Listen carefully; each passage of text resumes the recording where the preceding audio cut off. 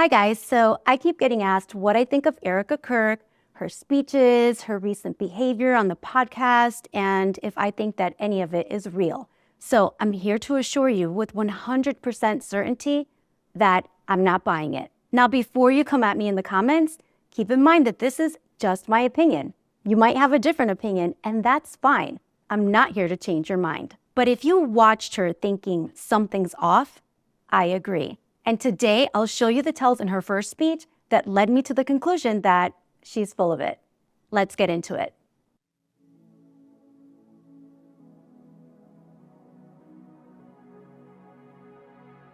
I'm a trained actor and I've worked in film and on stage for years, and I can tell you that any trained actor can see right through Erica Kirk.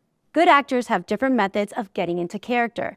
This allows them to express the genuine emotions that the scene elicits. But bad actors always have the same MO: exaggeration and melodrama.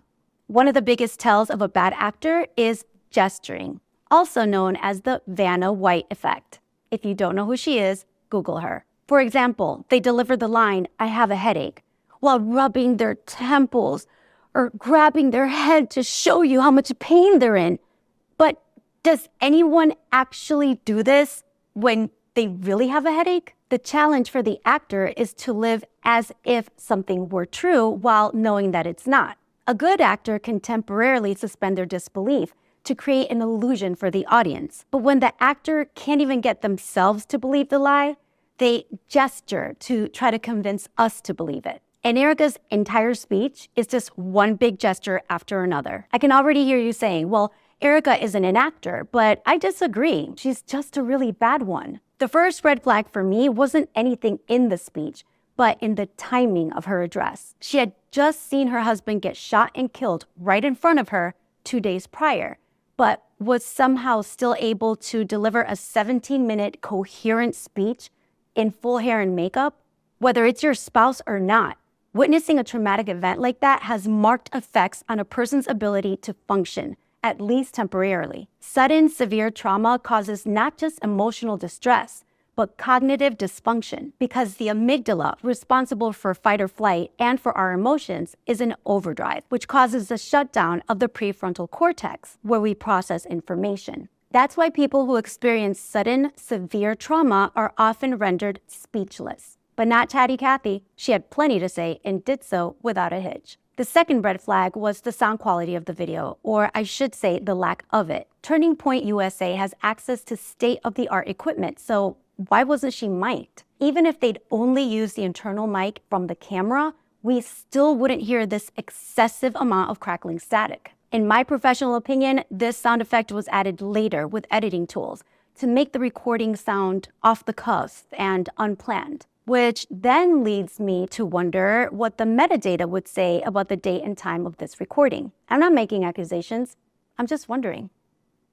As we go through this speech, I want you to notice something really strange. Not the fact that she's not actually crying, because you can see that for yourself, but I counted 7 times that she pats her dry eyes with a tissue, and every single time, she only pats her left eye. That's weird because real tears come from both eyes. Also notice that her gestures don't flow naturally, but are motions that start and end with specific verbal cues. Notice the sound. It's a lot. Okay, I'm going to stop it right there. If you are a person of faith and you are calling upon God, your source of strength and inspiration to help you, this is something that you're going to do private, right? No person of faith is going to display this, in this super dramatic, all this whispering. That's not authentic. It just is not. That's very performative, and it's trying to show I am a person of faith. I am struggling with this. If you are truly struggling, and this is one thing that you will learn as an actor, a person who is truly struggling is always trying to hide it.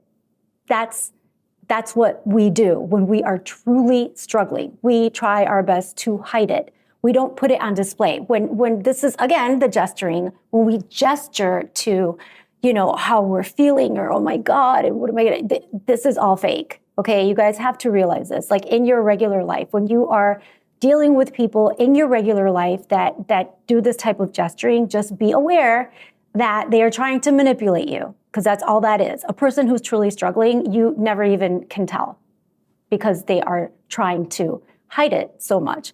So let's just go on. And also, you notice the crackling sound, the background sound is just horrible and there's no real reason for it. So moving on. Good evening. My name is Erica Kirk. Charlie Kirk is my husband. I first want to thank the local, state, and federal law enforcement who worked tirelessly to capture my husband's assassin so that he can be brought to justice. I want to thank the first responders who struggled heroically. Okay. This, again, is intolerable to me. I'm going to try to keep it together because I told you guys I would, give you all the tells, but this heroically, like that is inauthentic. That is performative. Okay. You don't, something that she does a lot in this video, she repeats words that she wants to really let you know that she's feeling. And that is, again, a device. A person who is being authentic is just going to say how they feel, and that's it. If they have to say thank you, they will.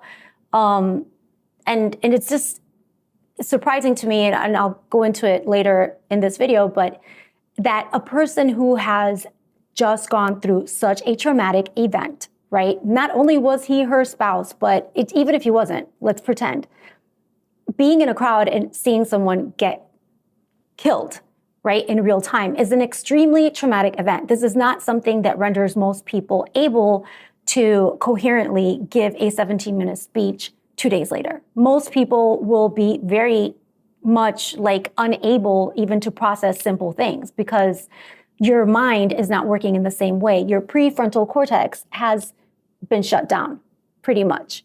It's been compromised because your amygdala is in overdrive. Your amygdala, which is like fight or flight, which are our emotions. The amygdala, when you see something like this, when you experience a sudden and severe trauma, your amygdala lights up. And when that happens, your prefrontal cortex shuts down. So all of your reasoning, your logic, all of this stuff just goes out the window. That's why a lot of people that go through stuff like this don't even know what time it is, what day it is. Things just lose meaning. But Erica is able not only to keep it together very well, considering, but she's actually being like coherent and she's like listing all the first responders. And I'm not saying not to be grateful, but it's just like so over the top. And I'm sorry for all that noise. It's just so over the top, ridiculous. Like it's stunning to me how I'm supposed to believe that this is a woman that just went through this type of trauma. So let's continue. Save Charles's life. And the police who acted bravely to make sure that there were no other victims on that terrible afternoon. I want to thank the officers who have protected our Turning Point USA family. I want you to notice how she said that because her speech got very matter of fact, like our Turning Point family. Like, this is not a person, in my opinion, that is in shock. It just isn't. She's very composed. And just let me see if I can replay it. Victims on that terrible afternoon. Also, I want to say that terrible afternoon. So when investigators, for example, are interviewing a suspect or a possible suspect, right? One of the first things that they do is they try to distance themselves from what actually happened. So that terrible afternoon, not, the day he got killed, right? So they try to minimize what actually happened and they try to minimize also like their involvement in it. And sometimes they will even talk about themselves in third person. So everything's kind of like pushed away. So that terrible afternoon, well, I don't know, but I would think that it's more than just like terrible. Like you lost your husband in this very tragic and violent way. Like, I think it goes beyond terrible, but why is she diminishing it? Let's go on. I want to thank the officers who have protected our Turning Point USA family See how matter of fact? these past 2 days. So matter of fact. And I want to thank the Turning Point USA board, The board. the COO, Justin Strife, The COO, the board, this is what you're thinking of? This is what's on your head? I want to thank the staffers of his amazing Charlie Kirk show. What is there to laugh about? I don't understand these reactions. These reactions are not congruent with what just happened. Not for a person who's in shock, not for a person who's in mourning. And I will address I know what you're thinking. I will address this later on. Let's just get through this somehow. Who helped him broadcast from this studio, Okay, gesturing. I told you guys, right? And it's right on cue. It's like from this,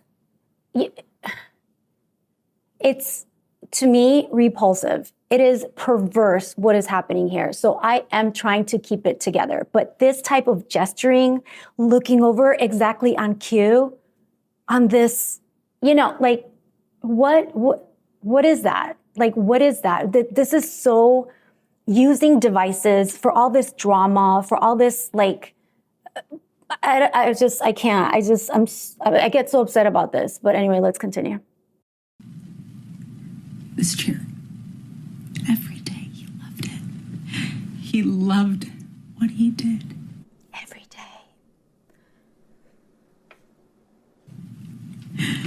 I want to thank the millions of people who have shown. Okay, I want you to notice how quickly she turned, right? Because she's going every day. Like, she's so heartbroken. And immediately, it turns into every day. I want to thank, notice this, I'm going to rewind. I want to thank the millions of people who have shown their Let's do it love again. for Charlie. Notice how quickly she changes her demeanor and the tone of her voice on cue.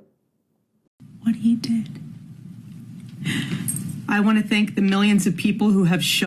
He loved what he did. I want to thank the million. Do you guys not see something wrong with this? Am I the only person here? I want to thank my husband's dear friend, Vice President Vance. Okay, now we get to the political part. This is where she is going to go down the line of all the political people and everybody, it's like this long list of name dropping and just all politics, right? So. And his phenomenal wife, Usha, for their love and support. You guys honored my husband so well, bringing him home. There's a question about that, and I know a lot of you have already raised it, but even going back to like what she was saying about first responders, like, why wasn't there an ambulance there? Any event that has so many people, like, things can happen. There was no ambulance there. He was taken to a not the nearest hospital. Like, there's a lot of weird stuff going on here, but I just want you to take notice of that. Let's keep going. You both are tremendous. I want to thank President Trump. She did it again. Did you notice? You both are tremendous. I want to thank President Trump. You guys, this is not a genuine emotion. This is not a person who is genuinely feeling what they are saying. I'm going to replay it because this has to be replayed. Phenomenal wife, Because they Usha, will manipulate you. for their love and support. You guys honored my husband so well, bringing him home. You both are tremendous. Watch. I want to thank President Trump and his incredible family for the same. Mr. President, my husband loved you. So many videos have been made to mock her, but it just notice that she's making all the faces, but no tears are coming out, you guys. Like, she's grimacing. She's like, but nothing is coming out of her eyes. You get it? I know a lot of you are going to have a hard time with this video. And like I said, I'm not trying to change your mind, but be cognizant, because people use this BS on you all the time to manipulate you, to get you to do things for them and get you to believe certain things. And it's all BS. And I know that you're good people, and that's why you don't want to think that a widow is capable of doing this and you're trying to make excuses for her and all the rest of it. But there is just no way that a person who is genuine is going to make all of these without a tear. Come on. Like, she's not crying. I just want you to notice she's making the face, but she's not crying. And he knew that you loved him too. I cannot. He did. Your friendship was amazing. More whispering. You supported him so. Your friendship was amazing. You see? It's like all on cue. It's like okay, and a good actor will be able to say your friendship was amazing, like without it being like on a word, right? She's not a good actor. She's trying to act. She's acting, but she's not good at it. But just keep in mind, and that's the first dry eye, thing that she does. That she's going to keep doing it. Well, as did he for you. Now and for all eternity, he will stand at his Savior's side, wearing the glorious crown of a martyr. I take issue with this, and I'll tell you why. Charlie didn't have the choice to be a martyr. He didn't have that choice, right? He was killed. He didn't have the choice. He was like the choice to do something, to give up your life or not or whatever. That choice was taken from him because this came out of nowhere. He was out in an event with security, I'm sure trusting that they had swept the buildings, that everything was secure, that everybody was going to do their jobs, and that everything would be fine. But saying that he's a martyr, automatically, it changes the narrative, right? So now if he's a martyr, we can just look at him that way, and we don't have to ask so many questions anymore, you guys. He laid down his own life on purpose. He was killed, but, he willingly went. No, he did not. He did not willingly go. Okay, he had no choice. But she's coloring it in a way that makes anyone watching this believe that he voluntarily gave up his life, and he didn't. This is not fair. He had no choice. He loved the Chicago Cubs. And my goodness, did he love the Oregon Ducks. He'd want me to say go Ducks, so. Okay, not only is that all this laughing and giggling super bizarre, and again, not something that a person who is in shock would do, but the schedule for the Ducks? Like, you remember that? After what you just went through, after what you just saw? You remember that? This goes to show, it shows me clear as day. And I'll tell you, because, a lot of times you can tell what a person is, when a person is pretending, when a person is lying, when a person is just going through the motions, because a person that has gone through the trauma that she just went through would not have remembered the Ducks or even the Ducks existed. And that's just the truth. And if you don't believe me, look it up, or else I can do another video on it, because that would make this one way too long. I have to, since they play on Saturday. So go Ducks. Unbelievable. And he loved me with all of his heart. And I knew that. Every day I knew that. He made sure I knew that every day. Every day he would ask me, how can I? Every day she repeats it like 4 or 5 times. Again, with the repetition. Just take note. Charlie always said that if he ever ran for office, I know a lot of you asked if he ever was going to, but privately. Second time. Notice, because I counted like 7 times that she in total tissues her dry eyes, but it's always the same eye. Take a notice, just look. He told me if he ever did run for office that his top priority would be to revive the American family. One of Charlie's favorite Bible verses was Ephesians 5, verse 25. Gesturing. Ephesians 5:25. She doesn't know how to act. She's trying to, but she doesn't know how to. My husband laid down his life for me, for our nation, for our children. Again, he didn't lay his life down. He wasn't given that choice. It was taken from him. So I will never, ever have the words to describe the loss that I feel in my heart. she won't have the words. No, but words are cheap, right? Actions speak louder than words. And I can see with my own two eyes, and I hope you guys can too, that she is not being a genuine, authentic, sorrowful person. I don't know why, but it's clear. It's like if you have eyeballs, you can see it. She's not being real. None of this is real. But Charlie, baby, I know you do too. I know you do. So does our Lord. And our world is filled with... Okay, notice once again, I know you do too. And our world, like this is not natural, you guys. This is all acting.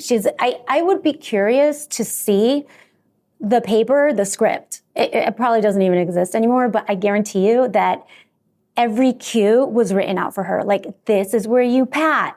This is where you whisper. This is where you now change tone. Like, you go from this to this. Like, because that is not a natural progression. Human beings have to experience the entire emotion as it goes through, and then it will change into something else, but it takes a beat.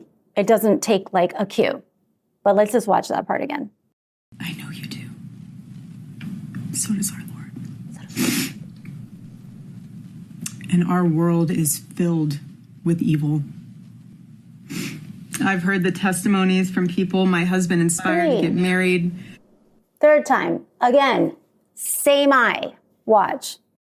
I've heard the testimonies from people my husband inspired to get married. Told you. To start families.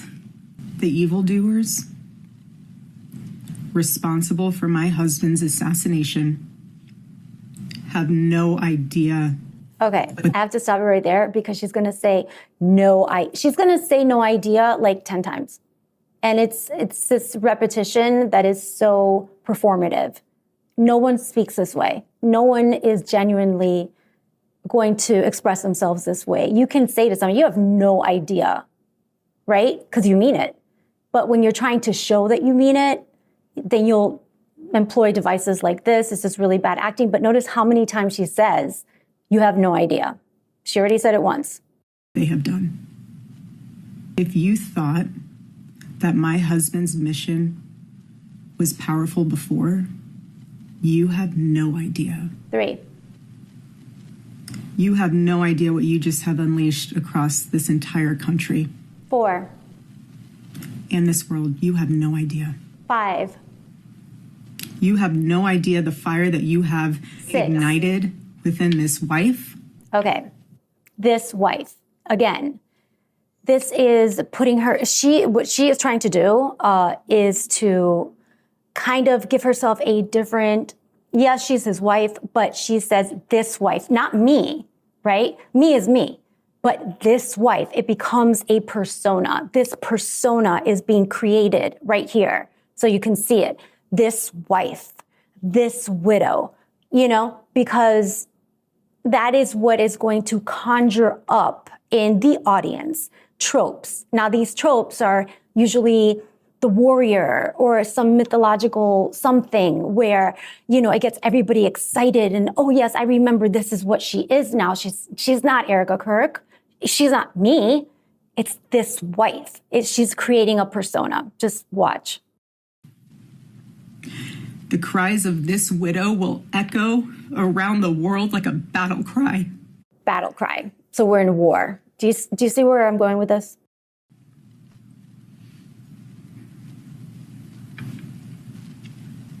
To everyone listening tonight across America, the movement my husband built will not die. It won't.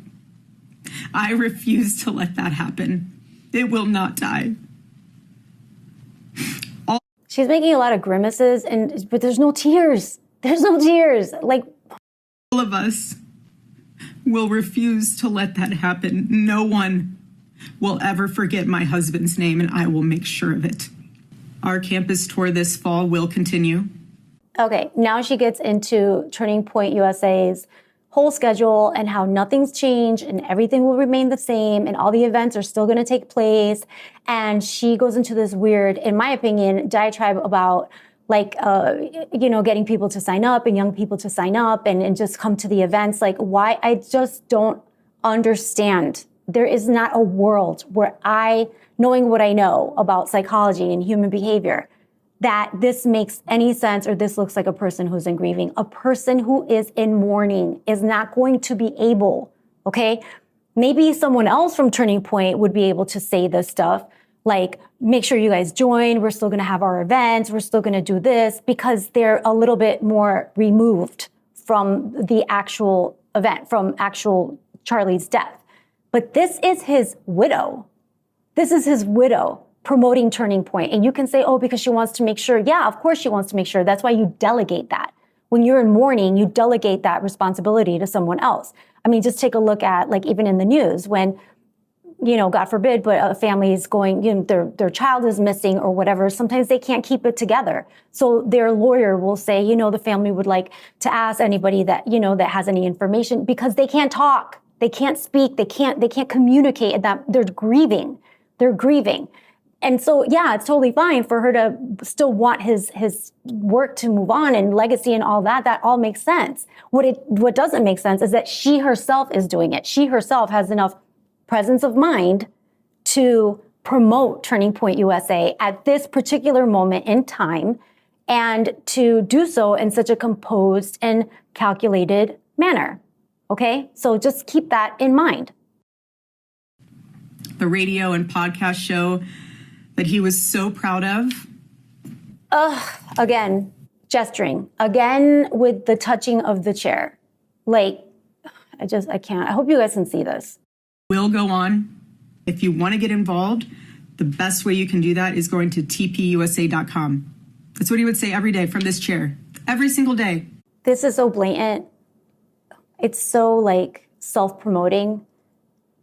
I'm so disgusted by this. I can't even, I'm really, really controlling myself, you guys. But this is so disgusting to me. And I hope that you guys can see through this.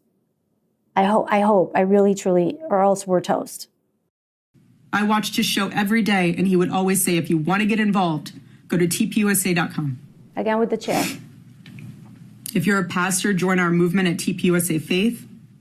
And if you're a parent, I highly recommend that you come to America Fest in December. She's so composed, right? So composed. I'm sure she's beside herself, though. Sign up right now for that, because we would love to see you. He wanted everyone to know that if they confess the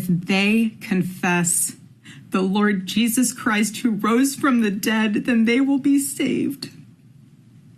I believe that too, but what's up with all this grimacing? Where are the tears?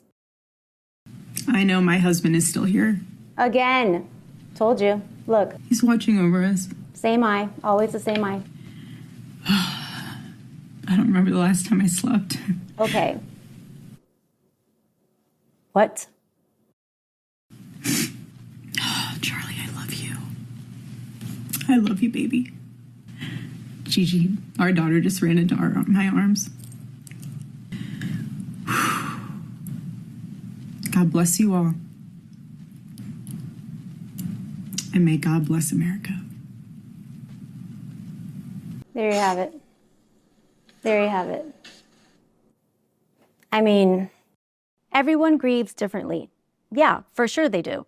Some withdraw while others lash out. Some turn to drugs and alcohol while others avoid any reminder of their loss. What they don't do is whatever that was. Compare Erica Kirk's reaction to Jackie Kennedy's somber grace or Coretta Scott King's profound grief. That says it all.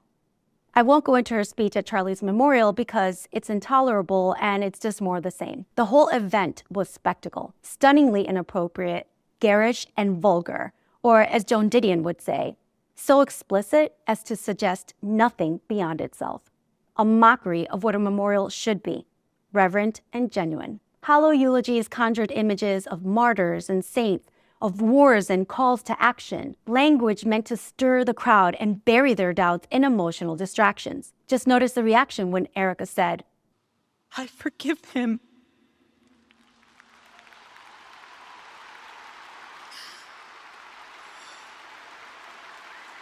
The message was crystal clear. Let bygones be bygones, and more importantly, stop asking questions. And for some, it worked.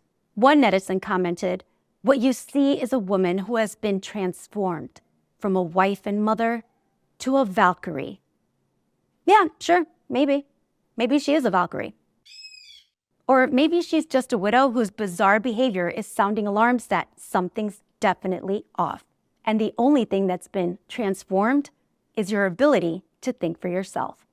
See, this is what happens when manipulators invoke mythological tropes and tap into your psyche. You no longer see them as they are, but as they want to be seen. You no longer see the situation as it obviously is, but in a way that's more palatable, maybe more dramatic, more enticing, and closer to what you'd rather believe. Give them bread and circuses, and they will never revolt.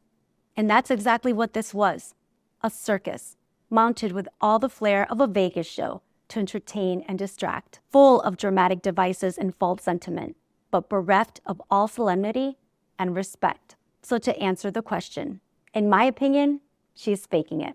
And it's disturbing to see that no one in Charlie's inner circle, not his friends and colleagues at Turning Point, not his family or his parents, and not even his wife, is expressing any sign that they genuinely mourn his loss.